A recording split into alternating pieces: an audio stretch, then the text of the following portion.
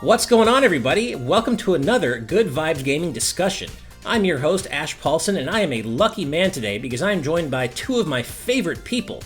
I've got Derrick Bittner, my dear friend and GVG co-founder, as well as the awesome RogersBase here to talk about Pyra and Mythra coming to Smash Bros. Ultimate. And I know both of you, the two of you are like the biggest Xenoblade Chronicles 2 fans I know, aside from Chugga. And so I was just going to say Chugga should definitely be here too. Yeah, it's like Chugga's probably above me, but that's... Right. That's, well, and we were lucky to recently talk about this with Chugga on Today's News Tonight recently. But that's right. I wanted to also, get you in on the hype, Roger, because I know you're obviously just as into Xenoblade 2, and I've watched your reaction video to the initial reveal quite a few times now, and your hype is just, I can feel it exploding through the screen. So I knew we had to get you. Roof. Yeah.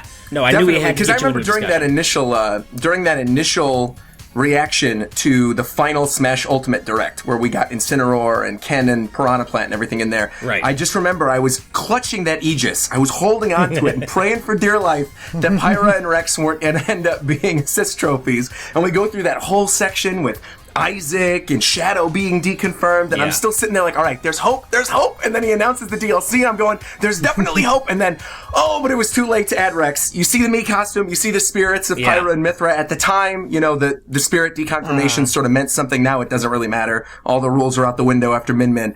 And I just remember sitting there almost at tears going, I can't believe we were so close, I know. and now it's not going to happen. So, as soon as I saw the not actual game footage on the bottom of the screen during the reveal during that direct, and saw the clouds and Argentum in the background, I was losing my mind. And then for him to do the one thing that I prayed he was going to do is, instead of doing Rex and Pyra, do Pyra and Mythra where she switches. My dream came true. I so wish they didn't have to do that not actual gameplay footage thing, because imagine if they didn't, and they could have kept that off of it. We really wouldn't have known. True. We would have speculated, but we really wouldn't have known for sure in any way that wasn't actually Xenoblade 2 DLC until the Definitely. reveal. And I wish they, well, especially because, as Sakurai pointed out during his presentation, it was all done by Monolith Soft. Usually he directs it and all this. So that's why it feels so authentic, because Monolith Soft is the one who made this trailer. And you can totally so tell, amazing. Like, it is. Oh, definitely. Yeah. Oh, yeah. It felt so legit, because I was actually like, not in game footage. I'm like, okay, it has to be Smash. But then I was going through and kept going. I'm like, is this not Smash? Because it's just so authentic. They really hammered it home, I think, with the graphics. Yeah. Yeah, no, I mean, same. I picked up on that non-actual gameplay footage thing immediately as well, and so I was like, okay, this is Smash. But then as it kept going, I was like, well, it probably is Smash, right? I think this is Smash, but this is an engine for Xenoblade 2, so is this DLC? No, it's Smash, right? Well, and so I was kind of wavering, and then we, of course, got the splash screen, and I was like, okay, it's Smash. But, man, what a hype reveal, and I'm so glad that it happened, too, because, I had long predicted a Xenoblade 2 character, probably Rex, but then it didn't happen after the first wave of DLC, and I was like, well, maybe it's just not going to happen. And then we got Min Min, and I'm like, okay, wait. ARMS is one of the one of those two games, the other one being Xenoblade Chronicles 2, that was just released at the wrong time to get into Smash Ultimate's roster. So if we can get an ARMS rep, Xenoblade 2's got to be coming, right? Right, and then it finally did, and as you said, Roger, it wasn't Rex, it's Pyra and Mythra. You can finally, I know you can play as them in Torna, but, for me, as much as I enjoyed Xenoblade 2's story and characters and everything, I wasn't the biggest fan of the battle system, and this whole time I was playing it, I was like, Rex is cool. Like you, Roger, I actually like both of you. I like Rex more than most, I think. But the whole time I was like, he's cool and all, but I want to be playing as Pyra and Mythra, man. I want to be playing as the Blades. And I didn't get a chance to play Torna, so finally, the way they did it in Smash, I'm like, okay, I get to play as the characters I really want to play as from Xenoblade 2. And so here they are. So Roger, of course, I know you've already played as them. I'm sure you've already put in quite a few hours playing as Pyra and Mythra. Straight up, man, I want to hear your raw impressions. How are you feeling about how they play in Smash? Yeah, initial thoughts, Mythra is quite possibly one of the best characters in the game. Nice. Like, the movement is unbelievable on Mythra. Yeah. Like, all the different combos that you can go into. The one thing, obviously, which I think is intentional, considering the fact you're supposed to switch between Pyra being the powerful one and Mythra really racking up the damage, is the fact that she's really hard to kill with, especially online. Right. But I've just found it's like a lot of fun to go in, rack up a lot of damage with Mythra, switch back over to Pyra, land the direct hit, maybe try to bait people, play as Pyra first, and then they think, okay, maybe this guy doesn't know what he's doing. You switch to Mythra, you go in for a quick combo, switch back, and bam, knock him out of the park. It's, it's just an absolute blast, and it feels so authentic to the game itself, which is, I think, what makes it really great. The whatever the animation was, like for Zelda and Sheik in Melee, where it went like dun dun dun dun dun dun dun dun. It took a while to actually switch between the two characters. Whereas with Pyra and Mythra, it feels like almost instant. You could even use it as a spot dodge. There's a lot of really cool techniques you can do with it. So I'm having an absolute blast with them. Nice. Yeah, well, actually, before I talk, Derek, how about you? How are you feeling, man? We got to stream a bit, and I know you're a fan, but I want to hear more about how you feel. Yeah.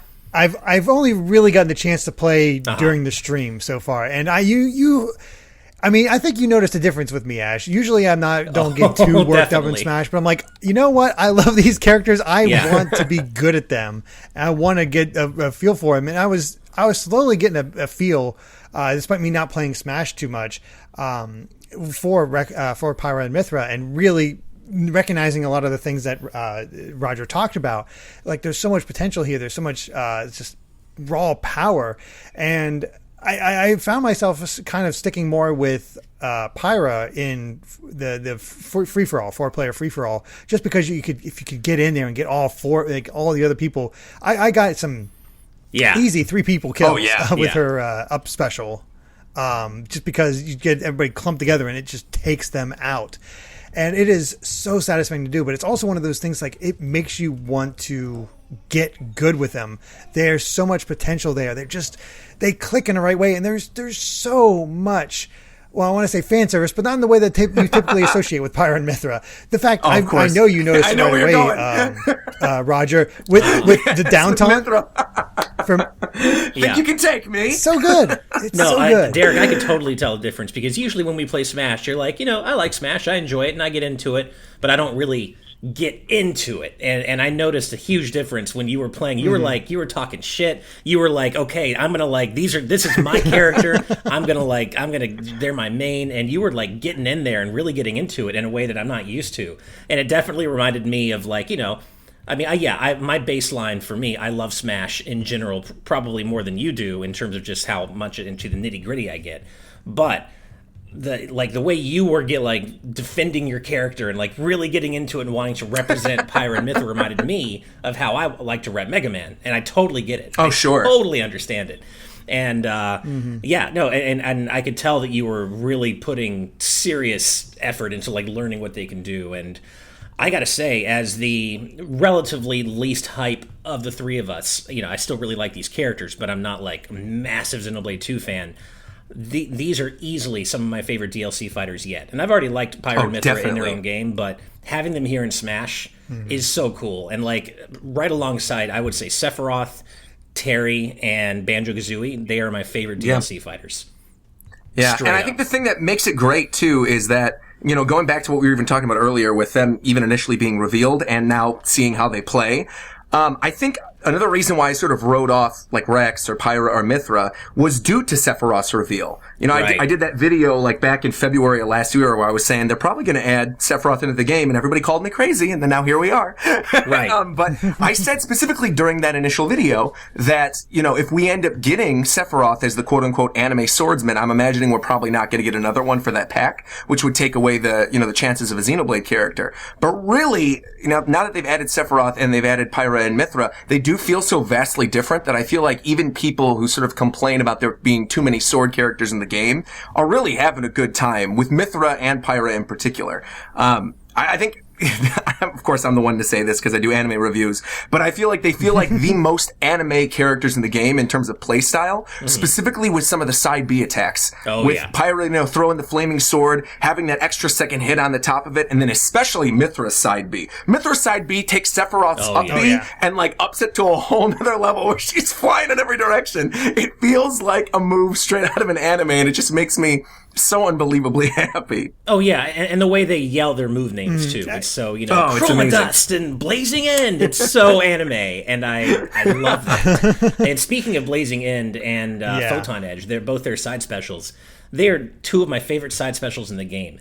I can't believe just how good they both are. And Blazing End especially, it always surprises me just how long it stays out, and its hitbox really stays out there for a while. So it's surprisingly easy to catch people with, or at least it was when I was playing them. I'm sure as people get used to what they can do, it'll be easier to avoid and block and such. But that's what a great projectile that is. I cannot believe how many people I've caught off guard just by throwing that out there, just kind of willy-nilly, just throwing it out there. Now, I will say I do often make the mistake of throwing it out there and then going in for a follow-up attack and forgetting that I don't actually have the sword right now, so I can't actually do anything. So I'm trying to get better at that. I think we've all done that a few times.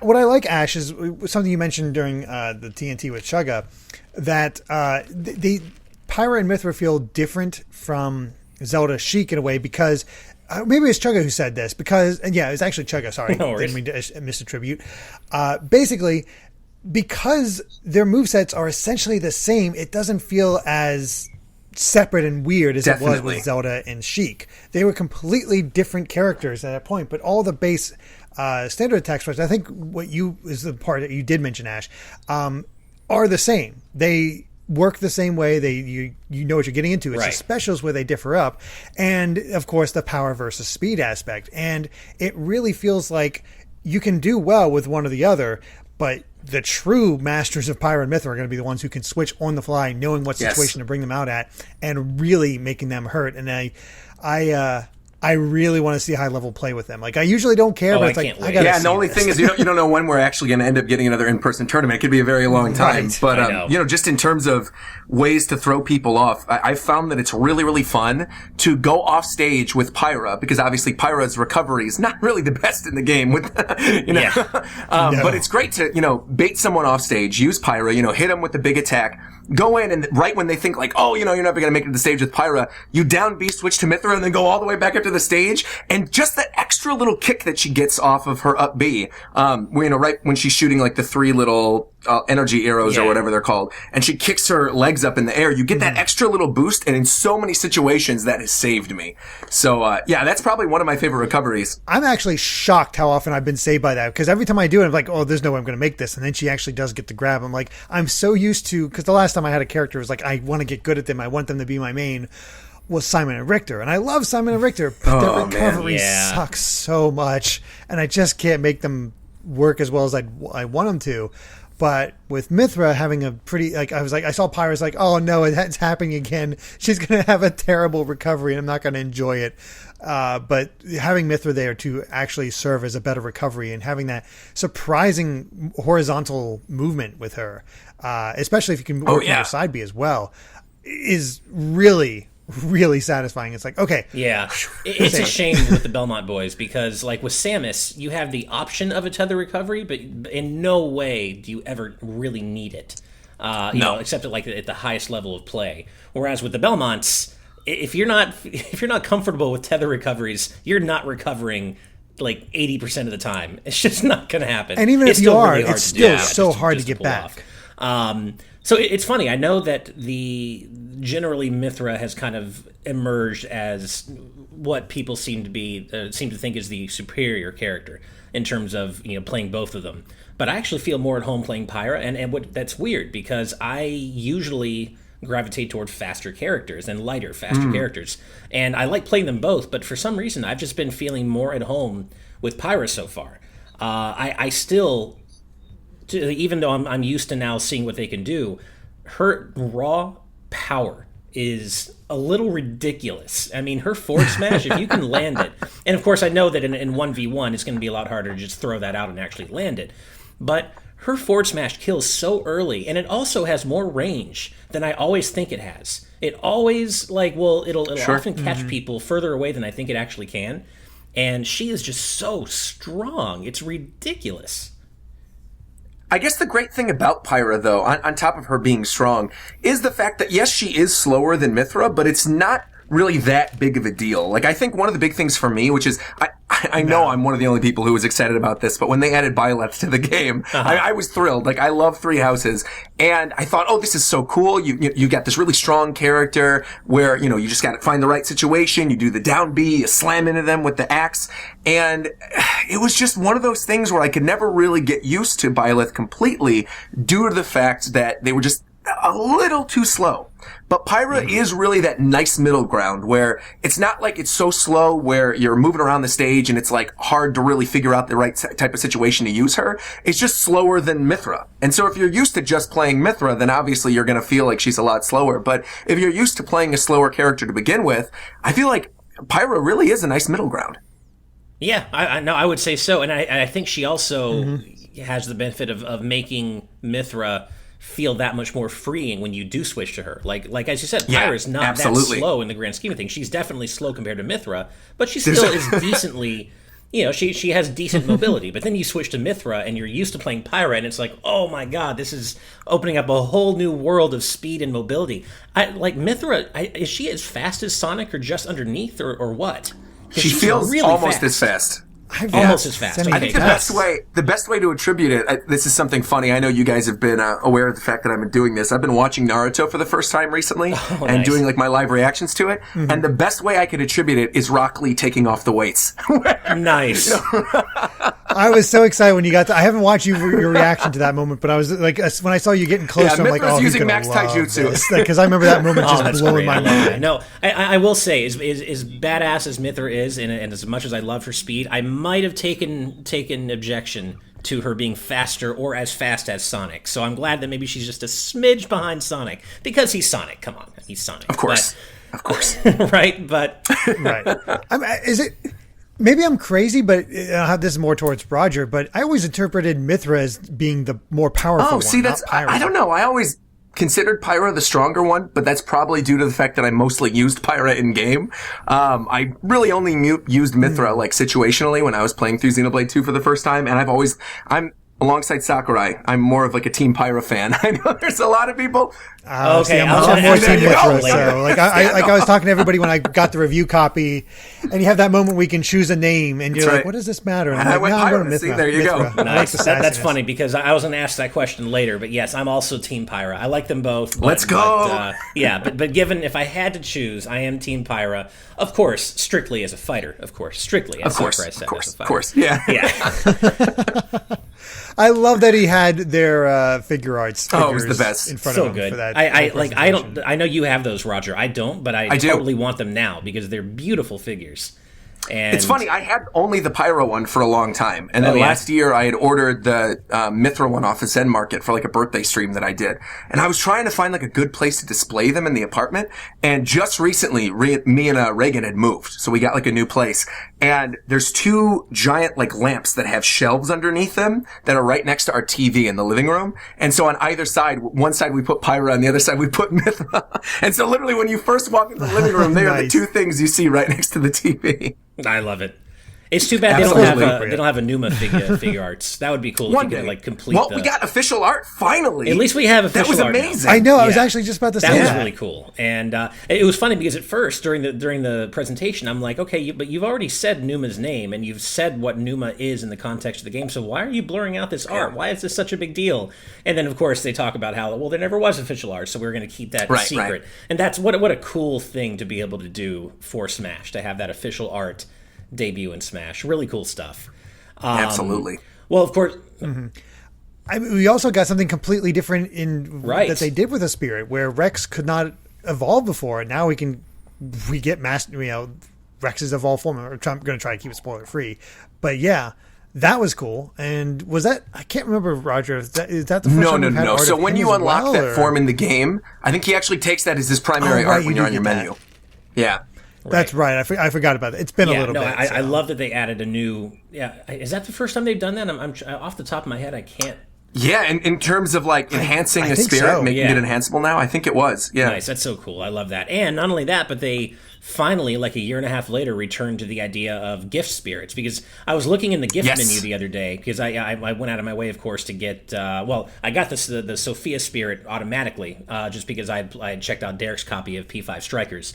But I hadn't played Ghosts and Goblins yet, so I was going on my way to get the Arthur spirit by checking out our good friend John Cartwright's copy of Ghosts and Goblins Resurrected. And so I got that, and so I just went into the gift menu, and I didn't realize the last gift spirit we got was the Tockle spirit from Dragon Quest. I guess it would have been from Dragon Quest, right? Yeah, so it's actually been like... That was really great, though, that they added Arthur, because I think that might have been something from Sakurai. He even brought that up when we saw the Mii Fighter costume, about like how excited he was that they're actually rebooting that franchise. Yeah. And as a little bit of a side note, for anybody out there who has not played it yet, Ghosts and Goblins Resurrection is amazing.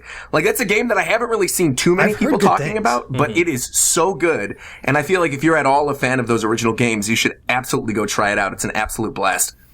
Yeah, it's funny. I would actually agree with that for an ironic reason, because I've never actually... obviously I'm a huge platformer guy, but Ghosts and Goblins was just never my jam, really. It just never really... I never warmed up to it. Never really my thing. And I feel the same way about Resurrected, which means it's doing exactly what it should be doing. It is so faithful that I'm not like it's resurrecting the franchise. Yeah, exactly. There you go. Yeah, I remember I've only ever played Super Ghosts and Goblins for a Halloween thing. I played it off the SNES Classic and for the first time and beat it both times, and it's just like, whew. But it's not as bad. I know that's considered. I think Super Ghosts and Goblins is considered the easiest of all those games, but it can still kick your butt. And I heard from somebody that they don't have the double jump. No double jump. Which that surprised me. That was like, oh god. Yeah, that's weird. Scary. Especially when you get into some of the later bosses and you really feel like you need it. There's one in particular I'm thinking of that flies around and then like kind of dive bombs at you and turns into this like swarm of bugs. And that is brutal when you don't have the double jump. Nice. Well, we've talked about how Pyra and Mythra play quite a bit, but what we haven't talked about yet is the Cloud Sea of Alrest stage. And I gotta say, it is one of my favorite stages so far, DLC stages so far. And one of the reasons for that is the way that Gramps will comment on the fight as you're playing. I love that. What a great bit of personality to add to that stage. And it really does look beautiful on a big screen TV, too. That was something where they revealed the stage in that initial trailer, and I thought it was good, but it really looks better in the final game. Like, you could tell they added a little bit more polish, and seeing the Titans, coming through the background of the clouds, especially if you're playing with the Xenoblade Chronicles medley on, where then it switches to, like, the Argentum theme, to the more ordained theme. It's so tall and everything. It's great. It is. And speaking of that medley, I was so happy that they actually nailed it this time around, because the original Xenoblade Chronicles medley, to be very clear, the original Xenoblade Chronicles has an incredible soundtrack as well. Oh yeah. But that medley does not do it justice. It's just a few of the battle themes, which are already individually in Smash, sped up and awkwardly kind of mashed together. It just doesn't work that well, in my opinion. But the Xenoblade Chronicles 2 medley is a proper medley, and it is so good. It actually rearranges all the different Titan themes and mashes them together in a way that makes sense, in my opinion. And I love that medley.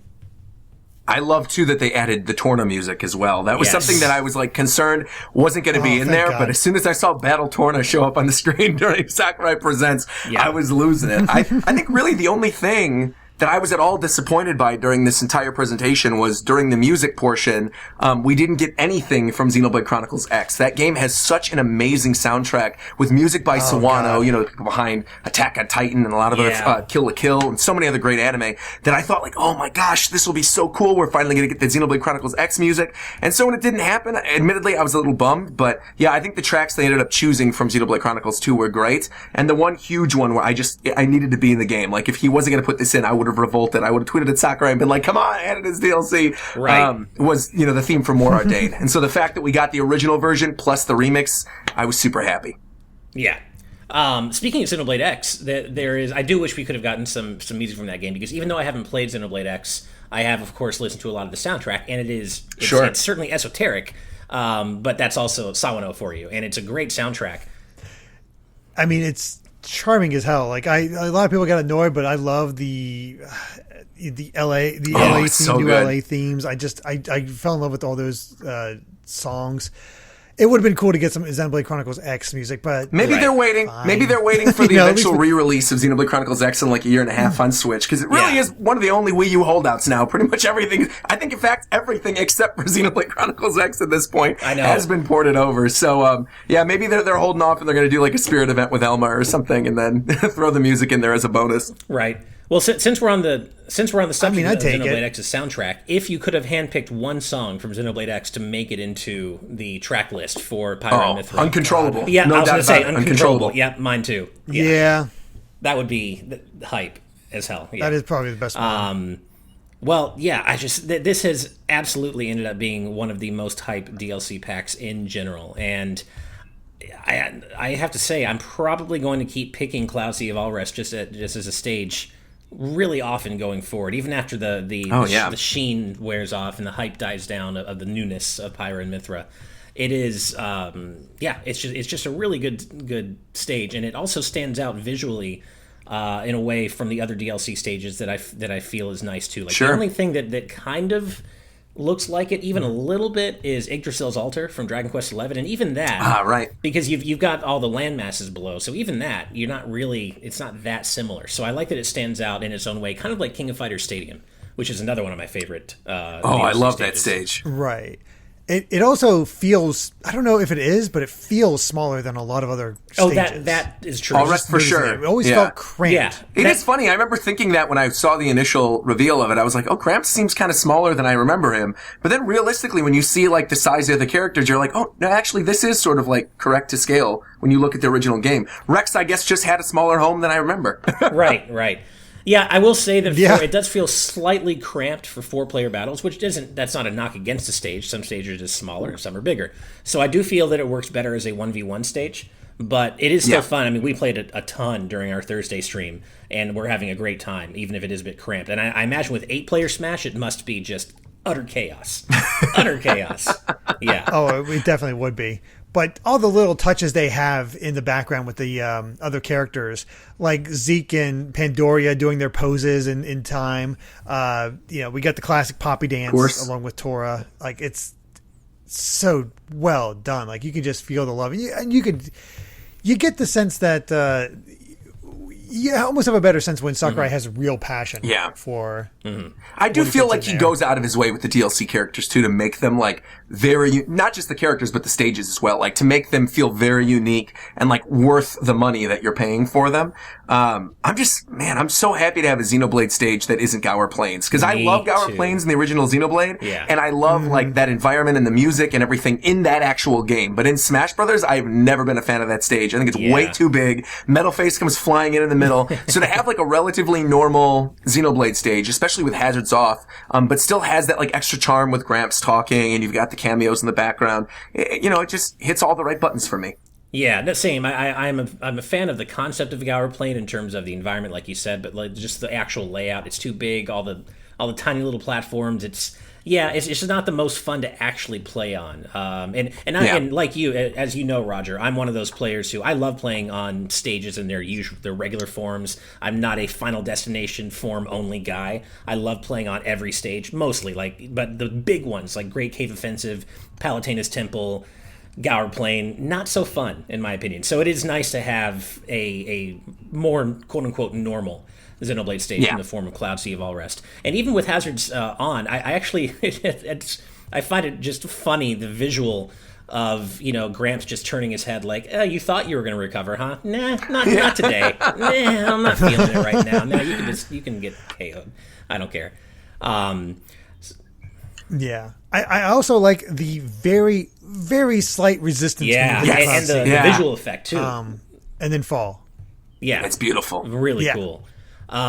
So going back to Pyra and Mythra themselves for a while, I assume, Robert, you probably played a little bit more of them than both of us have so far. Have you? Well, actually, it's been a pretty busy week for me, so I pretty much only played when I streamed, and then when Reagan downloaded it that evening. So I was streaming, doing like Naruto and a bunch of other stuff the day that they actually came out, in addition to, of course, doing my reaction in the morning. And so she was downloading it in the other room. She had downloaded it after work. And so we sat and played for like a couple hours in a mini arena. And then I played a little bit after that as well. But really, I have not spent nearly as much time with them as I've really wanted to. Sure. So I'm hoping to take some time this weekend, maybe when things calm down a little bit, and play some more. Gotcha. Well, in the meantime, have you encountered any matchups yet that you feel could be problematic for the Aegis?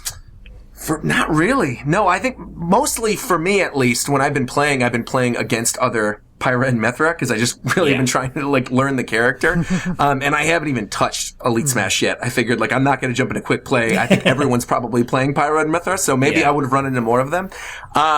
No, I mean, if anything, I think I found that Pyra and Mythra are really good against a lot of other characters because, I was playing just for goofs. I played a little bit of Steve, and I've never been good with Steve to begin with, but Steve does not have a chance against Mythra. Really? It's he does not stand a chance. Nice. I actually, during our stream, we were, one of our patrons was a pretty good Steve player, and I was having trouble against him because I'm so not used to fighting Steve.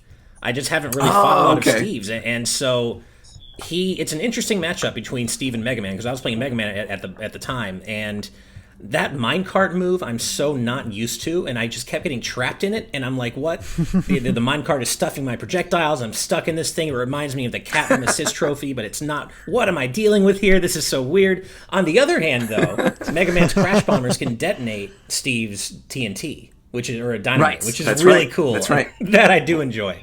So that was an interesting experience, kind of just reckoning with how to actually face a Steve player.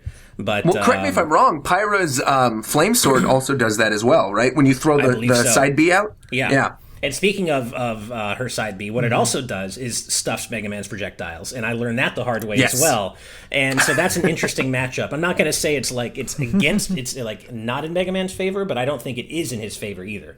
It's certainly kind of a tricky. It's sort of it seems to be, although again, this is all based on me playing for a few hours so far, so it's really hard to say. But all I know for sure is I am looking forward to playing more of them. A buddy of mine and I are going to get on Zoom tonight or Discord and play some Smash. He's a big Smash fan as well. He's just now downloading them today. And I just said, he's not a Xenoblade 2 fan, so he doesn't have that connection to it, but he just loves playing Smash. So I'm like, get ready. Even if you're not a Xenoblade 2 fan, these characters are so fun to play. And they just look great. As Sakurai always does, he has done a masterful job transplanting these characters from their source game into Smash and making it feel like they just walked right out of Xenoblade 2 and into Smash. Absolutely. Yeah, especially with the DLC packs. I feel like he's done such a good job with each of these characters. Not only, with the way that they play, but their stages, the music choices, everything. It's you can tell that he really cares about all these different series, even the ones that you might not necessarily think he really loved. Every single thing feels like they've put so much time into it, and that they've really thought about, how would this character work in an environment with all these other characters from all these other games, while still feeling very, very true to their original source material. Right. It's amazing the amount of detail, because he was talking about this when comparing it to Ice Climbers during the presentation, and said there's so much more detail to Pyra and Mythra compared to Ice Climbers that it wouldn't be able to handle it. But then you look, Gramps is impressive, and I haven't played it on it yet, but the Battlefield and Mega versions, that platform is also so much other stuff on it. It's oh my god, and you got to also remember they're doing all this from home, pulling this stuff. Well, off. when Sakurai was just using the debug camera to show off the bottom of the Cloud Sea of Alrest, I'm like, look at that attention to detail for a part of the stage that most people are never going to see or care about. Yeah, it's just incredible. Mm-hmm. And that does bring me to kind of a sad point, which is I hate every time I remember that we only have 2 more of these, I get sad, just because I of course want Sakurai to take all the vacations and do whatever he wants to do, of course, but selfishly, I never, ever, ever, ever, ever want this train to end. Ever. I wish we could get. Yeah, part of me thinks that was a little bit of we've only got 2 more of these. I wonder who it's going to be. Considering how well Switch is selling, and it's clear with the amount of love that's been put into Ultimate and how much Ultimate itself has sold, that, they are probably not going to make another Smash game for a very, very, very long time. And when we do eventually get another Smash game, most likely at this point, they're going to have to reboot it. Like, a lot of these characters are going to be gone. And so I am wondering if maybe it is sort of going to be a platform moving forward that they just add more characters to it. And I would be completely okay with that. In fact, I would probably prefer that at this point with the characters that are in here. But in terms of like another fighter pass, while I don't think we're necessarily going to get that, I do think even after this Challenger Pack ends, we are most likely still going to get one or two more characters, but they're just going to not make it like a fighter pass. They might do it similar to how we saw it with Smash 4, where like all of a sudden you're watching a direct and then, oh, here comes another fighter, or there's some type of game they're looking to promote and they put a character in there. I just don't think it'll necessarily be a full-on fighter pass in the same way. So I don't necessarily think he's lying, saying there really are only two more characters in terms of the pass, but I do think we are going to get a few more after this. I mean, I've talked about it plenty of times before, but there's so much potential for just other types of DLC in Smash Ultimate. The remaining stages, music passes. Well, Echo Fighters is another huge one, right? As they introduced the concept of Echo Fighters, and that seems like something that would take far less work than, implementing a new character completely from the ground up with stages and music and everything.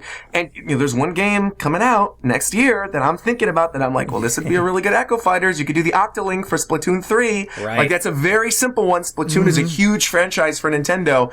That's one of those situations where I could almost see it being like, oh, by the way, surprise, here's this Echo Fighter, $4.99 or whatever. You could download them off the eShop. You get a couple Splatoon 3 tracks. We're not making a new stage or anything like that, but you get the Octoling and you get some music. And I think that is most likely what we'd be seeing moving forward.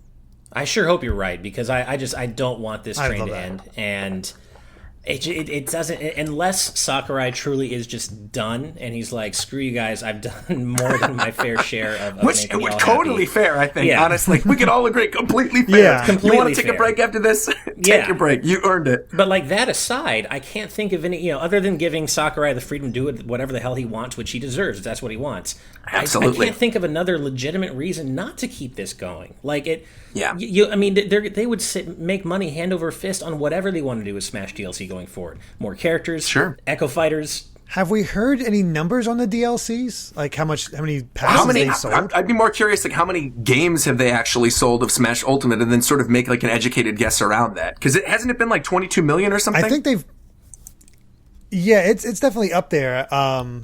It's still one of the best selling games on the system. So it's yeah. Plus, it's just so much clout. It always trends. It always gets people to talk about it, and that. Talk about the Switch. That's good for the mind space at the right. I'll be really curious to know the attach rate for both Fighters passes. I'm sure it's very, very high. I think it's even higher than we would probably expect. And, a funny point to bring this up, Smash Bros. Ultimate has sold, I just looked it up on the financial data on the website, 22.85 million as of December 31st, 2020. To put this in perspective, the hardware sales sold of the Wii U were 13.5. So we're at almost double of the Wii U's install base with Smash Brothers alone. I would imagine, and in fact, I would probably say this is a safe bet, that there's at least the amount of the install base of Wii U, which is 13.5 million, who have actually purchased the fighter passes. Yeah, you may very well be right. Yeah, plus it's the number 3 best-selling game on the system. It's above Breath of the Wild. It's above Mario Odyssey, Pokemon Sword and Shield. The only thing it's below is Animal Crossing and Mario Kart 8 the more characters they keep adding, the more other fan bases they're going to get it, who maybe weren't necessarily Smash Brothers fans, but if they really like a character, they're going to go, oh, I got to get this fighter pass. I got to get this character. It's finally the time to jump in and download it. So, yeah, I think they should definitely make more characters. Whether or not they will, of course, is completely up to Sakurai and Nintendo. But I think in terms of business move, it's the right way to go. Right. I mean, it makes business sense as well, just for, look at the sales numbers of Xenoblade Chronicles 2 in Japan. It's sold out there now because of this announcement. And I've seen so many people say, hey, I got into Persona because of Joker and Smash and all of these. It does give a boost. It's kind of a win-win my dream situation. scenario is that they do keep, dropping individual characters going forward, even if there is another Fighters Pass, like you said, Roger. If they just keep dropping individual characters, we know from hearsay that we can't say for sure, but it sounds as though Nintendo tried to approach Disney and get Sora, and Disney said no. So my dream scenario is that they keep trying, and they get him in time for him to be character number 13, because that would be perfect, wouldn't it? I mean, that would be so poetic, right? I do think they kind of learned their lesson after Byleth, and I also think, like, pretty early on into that Fighter Pass, they probably knew they were going to do a second one, which is why it probably wasn't such a big deal to not end with, like, a character that everybody was going to love for the first one. Right. Again, I love Fire Emblem, but I also understand, like, why there was a lot of fatigue for the franchise. And I do feel like there's other characters, like Banjo-Kazooie, for example, that could have ended that Fighter Pass. Yeah. But I'm in complete agreement with you. I think, like, this final character is going to be something that is going to make waves. I think it has to be at this point, right? And the only real characters I could think of in terms of that level, right, of like a Sora, the only other one that sticks out still is Master Chief to me. I feel like Master Chief is one of those on that level of, I cannot believe they actually did this. But, and I don't know if we want to go into like a full discussion about it. I want to bring up one thing in particular, and I've seen a lot of people making jokes and, you know, bringing this up, but it really does ring true. Man, does it feel like this Fighter's Pass was dedicated to Etika, right? We got Min, we got Steve, we got Sephiroth, now we got Pyra and Mythra. And, you know, Derek, I know you'll be happy about this. I think, you know, thinking about it and thinking about the other franchises that make sense, and thinking about third parties that are in Smash Brothers already that could really use like a nice new stage and good new music, I feel like we're due for another Sonic rep. I think that fifth character, or maybe even potentially the sixth, could be someone like Tails or Dr. Eggman. And they're one of the few that I could think of in terms of like a really iconic video game character that would bring in, you know, another huge fan base, could give a lot more great songs into the mix. And of course, a lot of great stage potential as well, right? With like the Death Egg or Tails Plane, or I mean, they could do the tornado, any number of things. And it's Sonic's anniversary. I'm feeling really strongly that one of the final two is going to be Sonic. God, that would be hype. Plus, he's never really gotten a lot of rearrangements, and that's true. That's a shame. Like that Sonic feels is wrong. Absolutely served in music and Smash, and in terms of, especially in terms of rearrangements, because I think to this day the only one we still have is Angel Island, right, from Brawl. Right. So, and the weird thing about it, too, is, like, obviously Nintendo's got a great relationship with Sega, and it's also not like Sega's, you know, super difficult to work with in terms of copyright. I mean, we've got like a Mario and Sonic at the Olympic series, right? You have all those great remixes of Persona that's in there already too. You know, Bayonetta as well, like all the other Sonic characters, not Sonic characters, but Sega characters that are in there. That, it doesn't really make sense to me why there isn't another whole arrangement pack, unless, of course, they were planning this all along, and they knew there was eventually going to be another Sonic character. And that also, you know, you look at some of the other franchises that are in there already. We were going, why weren't there more Final Fantasy tracks? Why weren't there more Xenoblade tracks? Now we know why. Yeah. Sonic is just sort of, you know, clicking off all those buttons. I looked at the Spirit board when I was doing Pyra and Mythra and thought, you know what? This is another franchise that could really fit for another Spirit board. Lots of characters to pull from. So, yeah, that's sort of where my mind is going right now. I would be so happy if that was the case, and I've thought about that as well. And I know a lot of people want Dr. Eggman, and I would be happy if we got Eggman. For sure.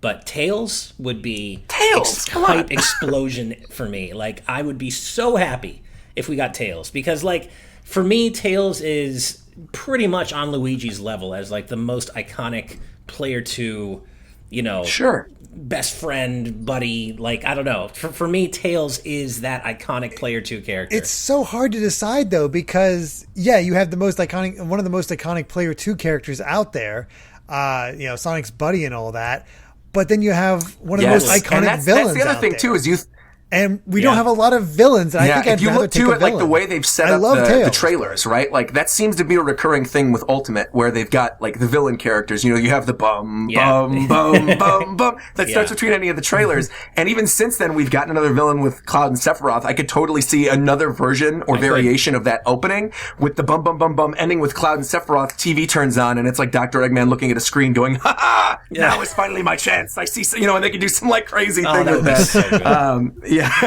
or, you know, they could even do a fake out where you lead the trailer off with that, right? With like Eggman laughing and he's saying, I'm going to steal the Smash invitation from, you know, Sonic or whatever. Yeah. He goes after it, and then right as he's going to steal it from Sonic, boom, Tails comes in and grabs the Smash invitation. And then Dr. Eggman's like curses and somehow gets involved with what the stage is, right? Because I think they could do Tails as a character and then do Dr. Eggman as sort of a stage, right? With the Death Egg and all the other different Eggman bosses of yore that they could have in the background as the stage hazard. They could just do some really interesting things. Yeah, I mean, they both feel like they deserve to be here in Smash. And totally, I mean, ever since EGM's infamous April Fool's joke with Sonic and Tails, like, I still want to see Tails in this game. Tails just feels like he deserves to be seen among the rest of these characters, just as such an iconic character himself. Sorry, Derek, what were you going to say? Okay. I thought I'd cut you off. Anything to say. Okay, well... with all this said, right. Before we wrap up, I want to ask you both a very important question. Let's say Sakurai called you up and said, okay, look, there are going to be, this is it, Fighters Pass 2, this really is it, but you get to pick the 2 final characters. And this really is it. The end of production after this. So the 2 last characters, you get to pick them. Roger, who are they? I'll start with you. Okay, I'm going to give... Do you want me to just go like crazy with this, Crazy. or do you want me to? Your dream last 2 characters? Look, there's going to be a lot of people upset when I say this, and I understand, and that's fine. I'll take the flag. There's a lot of anime swordsmen in the game already. I know. Yeah. I understand. Chrono from Chrono Trigger would make me cry live on stream. I would cry if I could see the trailer right now. You see the boom boom cross, and then all of a sudden the pendulum swinging of the clock. I mean, like. Oh, having the stage on the back of the APOC and going through time and listening to the music and the remixes, Magus' theme, Frog's theme, like, Luminaire Final Smash. So good. How amazing would the special attacks be if they were just taken from the the pair attacks from the game? So that Frog comes in for one like, side special, Luca for the down special, whatever. X-Strike, Antipode, Omega. There's so much they could do. So that's one of them for sure. Like, if he was going to call me up, I would say Chrono. I know it's going to upset people, but Chrono. And then honestly, going back to it and really thinking about it, if it wasn't going to be like a Sonic rep, if it was someone a little more obscure, I really want Phoenix Wright. I really think Phoenix Wright could be such a great choice for Smash Brothers. It's like a wacky type of character to throw in there. Obviously, he's already been in a fighting game with Marvel vs. Capcom, but the stage possibility obviously being the courtroom, the final smash being the judge's hammer, the amazing music in that series. I think, Ace Attorney is something that a lot of people don't necessarily talk about the music necessarily. They talk about the gameplay itself, but the music is like unreal. Especially, absolutely. I don't know if either of you have heard the orchestral like concerts that they've done. I have. For Ace Attorney. Oh my God. Like any of that music in Smash Bros would be phenomenal. And also, I'm going to be fair. The reason I'm saying it too is Reagan is a massive fan of Phoenix Wright. And I hear about it every day. So I want her to get her favorite character in there too. I mean, Amy wants Professor Layton, so I get it. You guys know this about me and my history with Professor Layton. Like, I would love Professor Layton in there as well, so. No, I mean, and there's so much. I mean, the hazards almost write themselves for an Ace Attorney stage. I mean, you could have Franziska whipping, whipping people who get too close. You could have Godo throwing hot coffee at people. There's so many things they could do with an Ace Attorney stage, and I'd be very happy with both those picks, Roger. And Derek, my main concern with that too. Oh, just real quick, I was going to say, the only reason I say that too is I really don't know if we're going to get another Capcom character now, because he made a point to say, why are all these Capcom costumes here? Yeah. We got Monster Hunter and, Arthur, and he brought it up. Obviously, it makes sense because of Rise coming out and, Ghosts and Goblins Resurrection getting released. But I do wonder if that was sort of his subtle nod to be like, hey, don't expect Dante, Chun-Li, Phoenix Wright, whatever, So, actually, maybe you can explain this to me, because I've seen that take a lot, and I didn't even think that for a second when I was watching. Like, I just got the sense that, okay, Monster Hunter's just confirmed. Monster Hunter Rise, they're hyping that up. But I didn't get anything like other Capcom characters having the door closed on them from that. Where is that coming from? Do you know? Like, why is that thought process a thing? Because I'm not quite seeing it. I mean, if you look at the characters that are already in the game, right? You've got Mega Man, we've got Ryu, we've got Ken. There's already a lot of Capcom representation. So I think a lot of people just assume, hey, they've already got 3, whereas like Namco only has 1 still with Pac-Man. Right. Sega's got 3, Square's got 3 at this point. I think a lot of people just assume we're probably not going to get another Square or Capcom character necessarily, because there've already been 3. Then again, I just brought that up and I just said Phoenix Wright and Sonic characters. So like, who knows? I'm down for them to break it. Fair enough. But, I don't know. There's just something inherent about him saying that, like the way that it was worded, that it just landed in the right way for me to be like, I'm now going to temper my expectations. Maybe not Phoenix or anybody like that. Well, I sure hope that's not the case. There's still so many other Capcom characters who I would love to see in this game. So hopefully that's not Beautiful what that Joe. Yeah, Beautiful Joe. Yeah, Amaterasu. Amaterasu. I would melt. I would melt. No, Kami stage would be unbelievable. Yeah. Oh, and all the music you could get from that game. Oh my god. Mm-hmm. All right, Derek. Your top 2 picks. There would be no more characters, but you get to pick them. Who are they? Oh man, I feel so well served at this point. It's hard to break it down, and I'd be happy with any. But if I go truly dream scenarios that I feel like have almost no chance, and I'm going to leave out one because I know it's definitely yours. You always talk about it, so I'm going to leave that one to its thing. It'd be cool, but I also want like one of those things where it's so far out there that I just can't see it happening. I would lose my mind, but I just can't see it. But for the other 2, my first pick would be, I've been saying it for a while. I still want it. Hell yeah. Shantae in Smash. Sure. Having that indie game representation as an actual character, I think there's enough popularity with Shantae between both the American and Japanese sides in Europe that she has the best cross potential between everyone. The only other one that I think had that chance probably was Undertale, but I'm not sure how the Japanese reaction to Undertale or anything like that.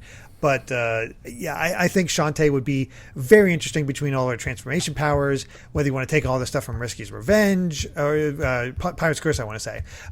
There's so many things there that they could really do with Shantae, and just be awesome. And the music in Shantae games are great too. The other one, I mean, Jake Kaufman. Oh yeah, they're amazing. Can't go wrong with Jake Kaufman. Yeah.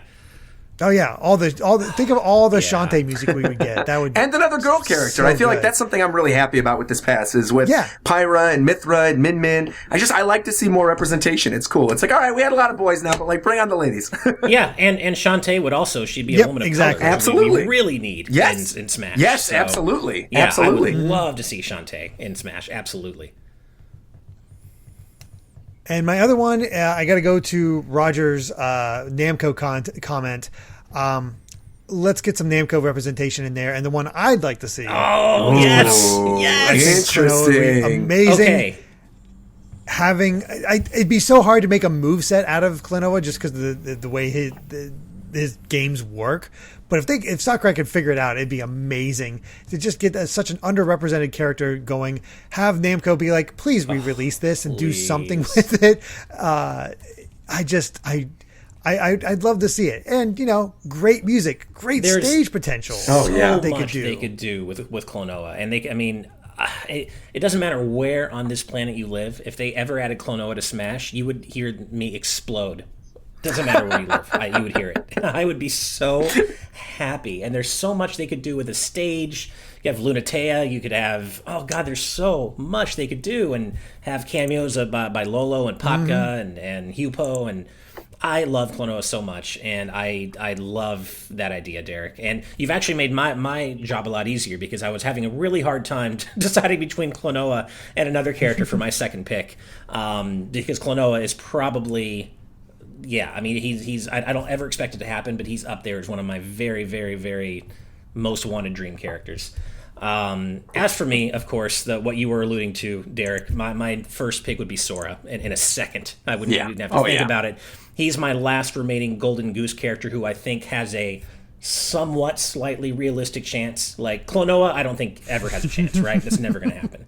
But Sora, I feel like there's at least a possibility. See, I think Klonoa has a better chance than Sora. Wow, yeah, I think Klonoa, especially because Namco's the developer. So I feel like if they wanted to save one of the last characters to be a Namco character, that would make a lot of sense to me. And Klonoa, like when I think of Namco representatives, right? The only other one I could really think of that isn't represented in some way right now, and we still don't have his Mii Fighter back, is Lloyd. Right. Or like some type of Tails rep. Yeah. And considering the amount of anime swordsmen, I really don't see Lloyd happening. And specifically JRPG. Right. And Tails is obviously a huge franchise. I think it'd be great. But I almost, after you mentioned Klonoa, I'm like, oh, he probably is the Namco character with the best shot right now. Wow, that's funny you guys feel that way because I completely disagree. As much as I would like it to be him, I feel like the only Namco remaining Namco rep with a shot is Lloyd because Sakurai has basically shown us straight up that he doesn't really care about all the anime sword fighter complaints. He really just doesn't give a damn. So I feel like, Tales of continues to be relevant today. It's one of the longest-lasting JRPG series, has a ton of fans. Klonoa, as much as I hate to admit it, wasn't really even that successful back in his day. He should have been. He deserved it, but he wasn't. And so, he was never really that huge, even when he was, back in his day, like I said. And now, I mean, he's not even close to relevant. I mean, that's kind of the problem. Whereas Tales of not only continues to be relevant in general, but people still prop up Tales of Symphonia as usually one of their favorite Tales of games. So I just feel like Lloyd has a much better shot than Klonoa, but I like the way you guys think, and I want to believe that if there is another Bandai Namco rep, that it is going to be Klonoa. So yeah, of course, Sora is my number one pick. I mean, it's Kingdom Hearts and Smash. It feels like it deserves to be here. It's Kingdom Hearts. It's one of the biggest the weird franchises. Thing, I've seen a lot of people saying this, where, it's going to be so difficult to remove the Disney stuff from it. I mean, really, if you remove the Mickey Mouse chain from the Keyblade, you're pretty much fine. And they can include a lot of music that isn't necessarily Disney tied. Like you could put Dearly Beloved in there, a remix of, Traverse Town, Twilight Town, that kind of stuff.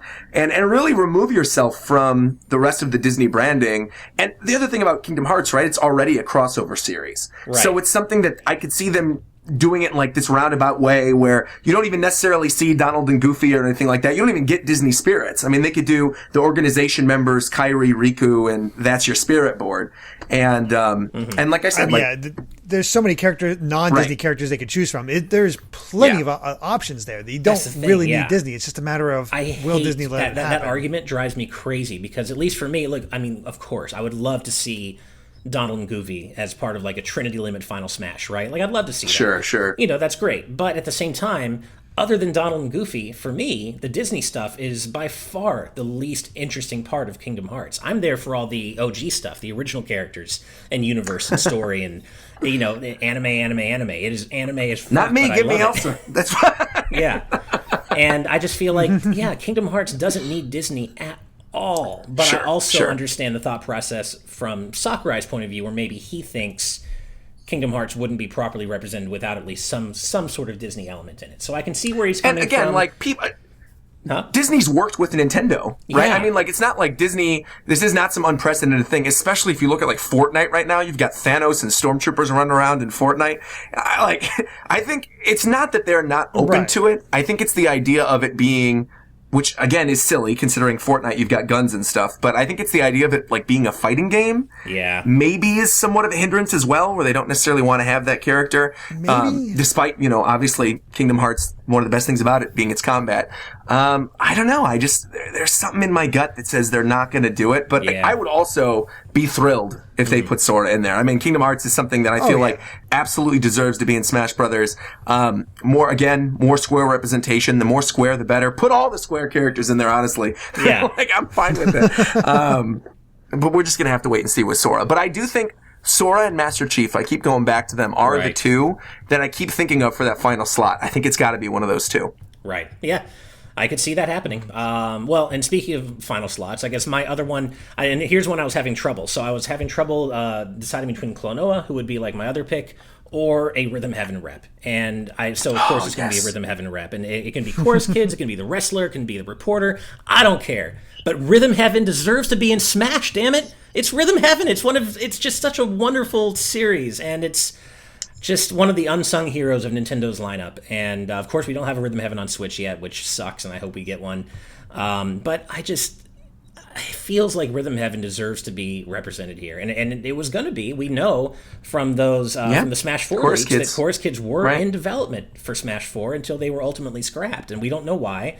Maybe Sakurai was having trouble, figuring out a rhythm-based moveset that made sense for them. Who knows? But or having 3 characters running around on stage or something like that, maybe. Because that was, again, in the days of Smash 3DS and Wii U, and you remember, like, the character they got cut was Ice Climbers. Right. So I do wonder if maybe it had something to do with multiple characters. I've seen, so many different concept arts of Chorus Kids being in Smash, and the one that always stood out to me was, like, the 3 of them stacked on top of each other, like, running around, like, a kid in a trench coat trying to get into a bar. Like, I think exactly. That'd be super funny if that's how they implemented Chorus Kids, and then you can get around sort of having the 3 separate models if that was the case.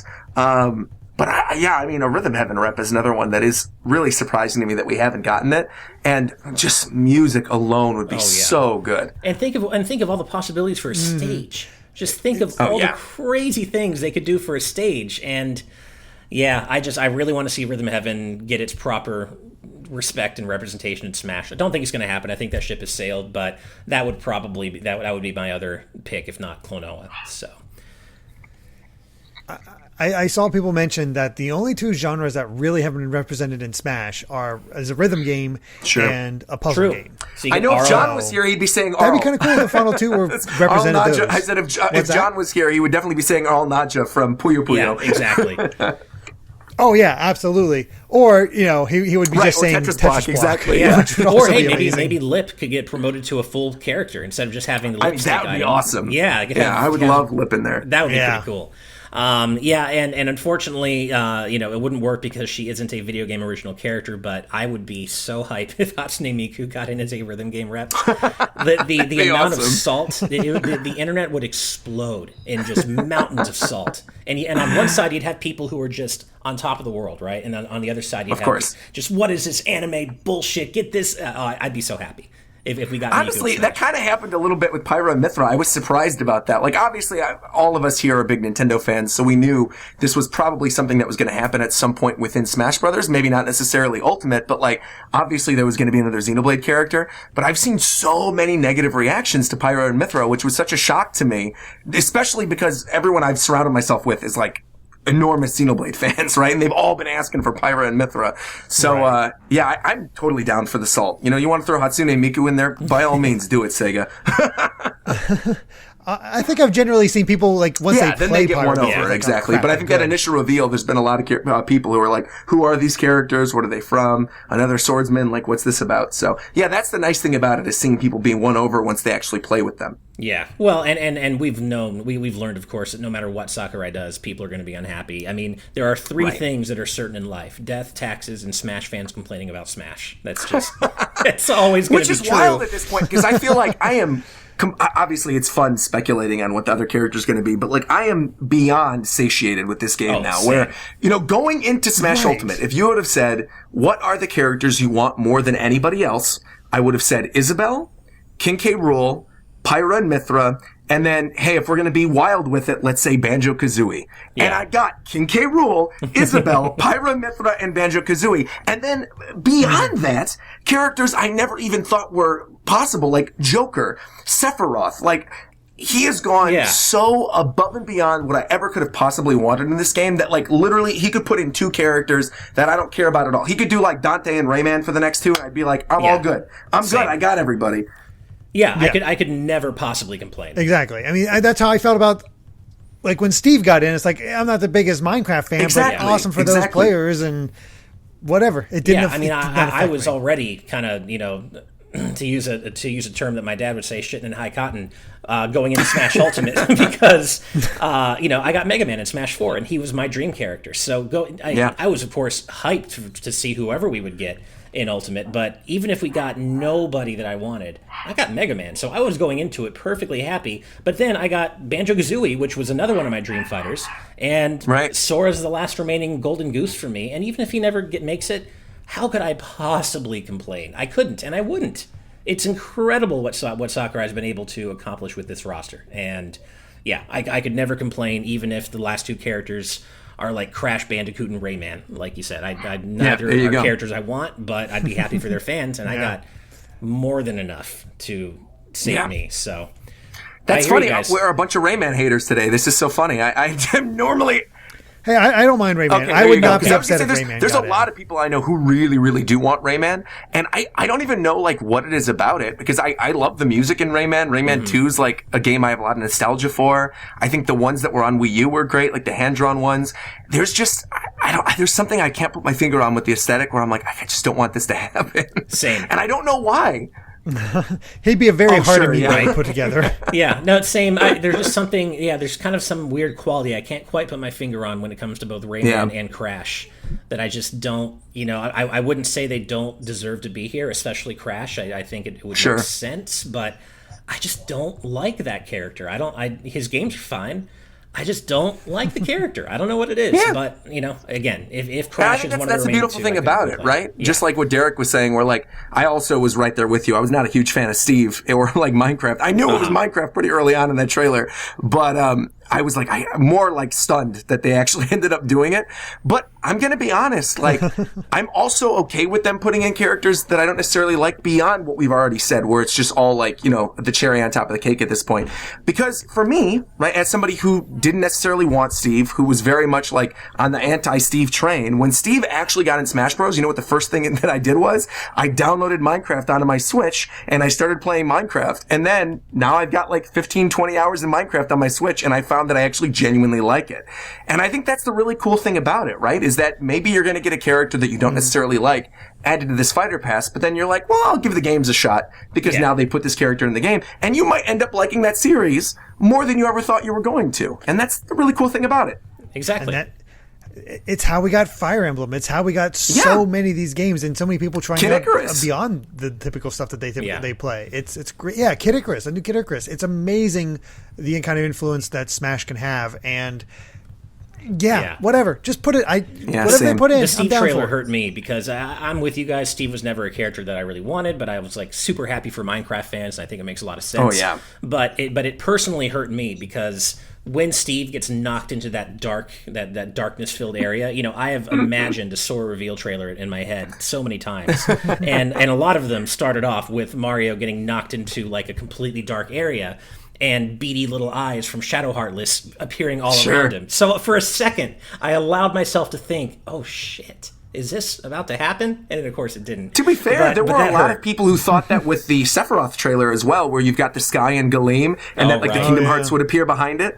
I just remember like the speculation that morning too, where people were saying for whatever reason that like I guess a Fortnite representative had a good chance or something, because Fortnite said same day of the Sephiroth reveal that there was like some announcement they were making, and I think it ended up being like it was like Master Chief in Fortnite or something, wasn't it? But I think there were a lot of people who expected like, oh, Battle Bus is coming and dropping from the sky. Yeah. So yeah, I totally understand that. Yeah. And I did think that for a brief second with Galeem, I thought, oh, maybe the Kingdom Hearts are going to show up. But the beautiful thing about Kingdom Hearts and Smash Brothers is there's so many different directions they can go in with that trailer that I feel like that is one of them that's going to keep us guessing until we actually see the character reveal. Like, we knew when we talked about this very early on in this discussion, pretty much like when you saw the not actual game footage and you saw it's Xenoblade related, there were a lot of people who immediately went, oh my god, it's a Xenoblade character. But I think the beauty of the Sephiroth trailer, and which is why I still to this day think that is probably one of the best, if not the best Smash reveals they've ever done, is it really keeps you guessing. Because you've got Hero and Banjo and Sonic and all these characters in World of Light, and, Cloud's there as well, and you're going, what the heck is this about? It could be literally anything. It's not immediately apparent. And I think one thing that happens with a lot of these trailers, even, with Min Min, we knew it was going to be an ARMS thing, but from the first second you see the ramen bowl and you go, okay, it's going to be Min Min. Yeah. Is the trailers that are my favorite are the ones that really do keep you guessing. And so I do hope if we ever get Sora that it's something like that and it's not like a really obvious thing. Like you don't immediately see stained glass, I want it to be something where it really takes your breath away. Would you guys know if you saw a beach? Would you know not it was necessarily. Sora right I think if I saw a beach, I would have thought of a bunch of other characters. I would have thought of Dead or Alive beach volleyball or something, maybe before Sora, because my brain wouldn't allow me to believe that Sora was in Smash. So you think? I think I would. I think if I saw a beach, especially one that looks like a Destiny Islands beach, sure. I think I would go there. I think I might have to. Yeah. It's funny about the Sephiroth trailer because I completely agree. I love how it keeps you guessing. But I watched that trailer so many times that I made a tweet months ago about how it seems to me that Sakurai very slyly did intentionally kind of hint at what was coming, because there are a couple of things that happen before Sephiroth descends. They kind of go with the one wing motif. Like Kazooie, you see her cover Banjo with one wing. Sure. And when Pit is kind of kneeling over, you see one wing. You don't see both of his wings. You see one of Pit's see one wings. wing. So I tweeted about that, and it kind of took off. So I like to think that maybe that was kind of a Sakurai's sly way of hinting that that's what was coming, but in a way that nobody would ever pick up on until you watch it in hindsight. I think once you hear da da da da da, oh my God. No, as soon as I heard that's all as soon as I heard the boom, then you boom, know. Boom, I'm like, oh shit, One Winged Angel. That was so good. Sakurai is truly a one of a kind. He's the GOAT. He is. He's the GOAT. He's just incredible, and I have so much respect for that man. And I can't wait to see who he brings us for the final two characters. But with all that said, I do think we've pretty much exhausted everything we can talk about regarding Pyra, Mythra, and Cloud Sea of Alrest and future DLC. So, before we wrap up, Roger, you want to let our awesome audience know where they can find you, man?